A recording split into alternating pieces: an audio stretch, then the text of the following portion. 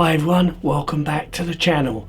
And first of all, I must apologise for the state of my voice. I'm still suffering from the after effects of Banu flu, so it will sound like I'm talking with a bucket on my head. If you're an RSI subscriber, there's a new piece of hanger flare in your hanger. Now this is something called a vivid display, and it's the first in a series, and this one features the ICC probe. Now also, if you're an RSI subscriber, this month's free ship to fly is the Great Buccaneer. This week's Around the Verse was presented, as usual, by Chris Roberts with Sandy Gardner. And the studio report this week was from Foundry 42 in Frankfurt, and it was presented by the man with the golden hair, Brian Chambers.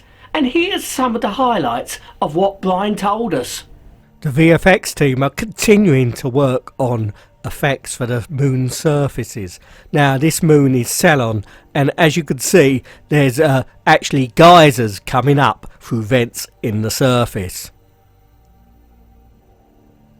Now the cinematics team are continuing to work on scenes from Squadron 42, and they've got a new hire called Philip, and he's working with Hannes and the rest of the team on some major cinematics for Squadron 42.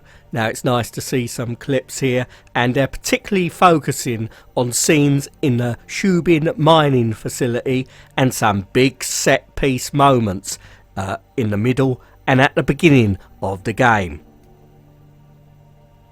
Now the environmental art team are continuing to work on the asteroid Delamar.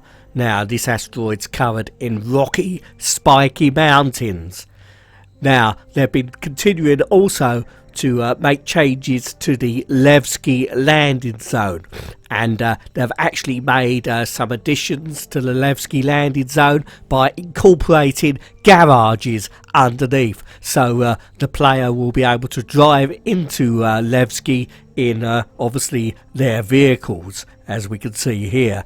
Now this is looking very impressive, and should be in 3.0. Keep your fingers crossed. They've continued to add polish to the procedurally generated moon landscapes, so sit back and enjoy.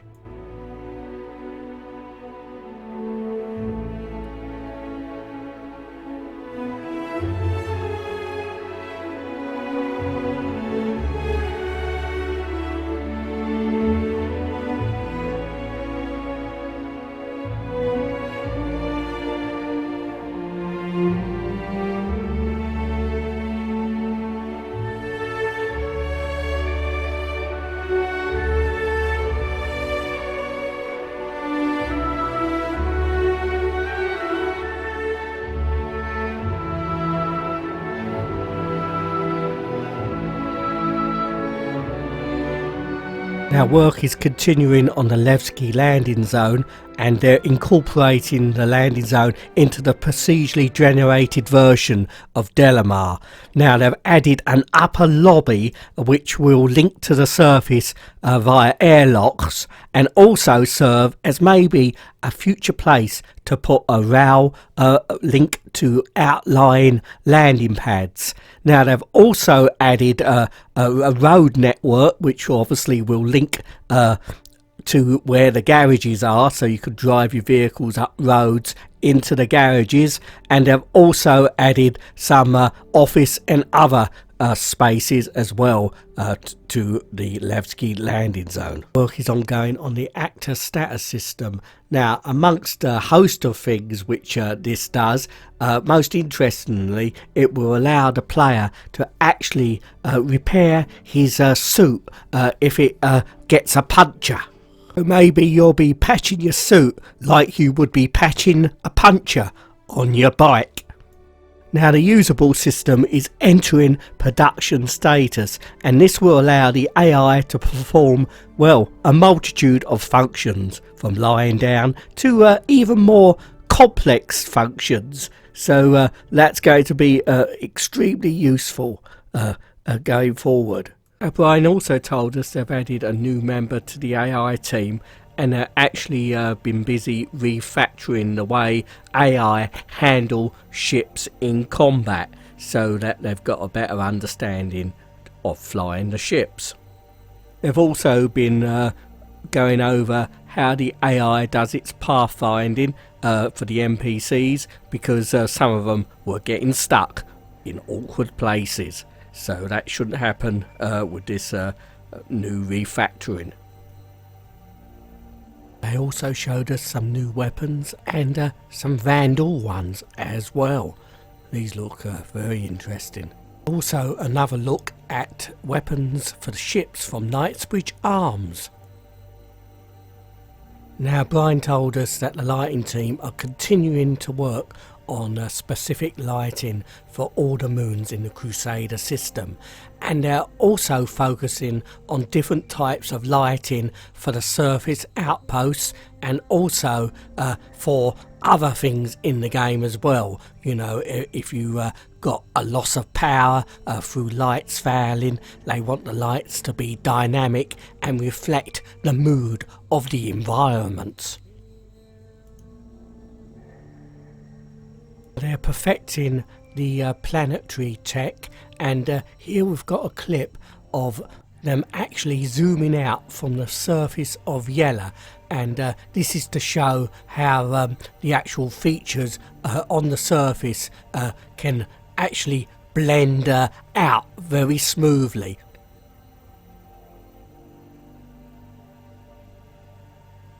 Now it's really great to see the progress they're making on the Levski landing zone, and also the progress they're making on those procedurally generated moons. Now you're probably like me, I just can't wait to actually land and explore one of those moons. Now the rest of Around the Verse featured a very interesting segment on QA, and it showed a lot of people who are working in QA in Cloud Imperium games, and bearing in mind that we all experience bugs, and the nature of the game at the moment is, well, it's pretty buggy, and I'm afraid it probably is going to be fairly buggy for some time yet. But we can all play our part, because we can all be part of the QA team by always reporting any bugs and glitches to the Issue Council on the RSI site, so we can all play our part, and eventually the bugs will get less and less, and eventually we'll get there where we'll be, well, totally bug free. Well, maybe not, but almost. There was a usual weekly newsletter sent out by Chris Roberts, and it did contain quite a lot of information, but most interestingly for me was a sneak peek of some new concept art for the Vandal, and I must admit the new look of the Vandal really does look scarier than ever, and bearing in mind that the Vandal are 9 foot tall, I certainly wouldn't want to meet one of these in the depths of space. Well, thank you very much for watching. Hope you enjoyed this episode. Please don't forget to like, and also it will help the channel a lot if you'd like to subscribe. So until next time, wherever you're watching out in that big universe, you take care, and hopefully my voice will be back soon. Bye for now.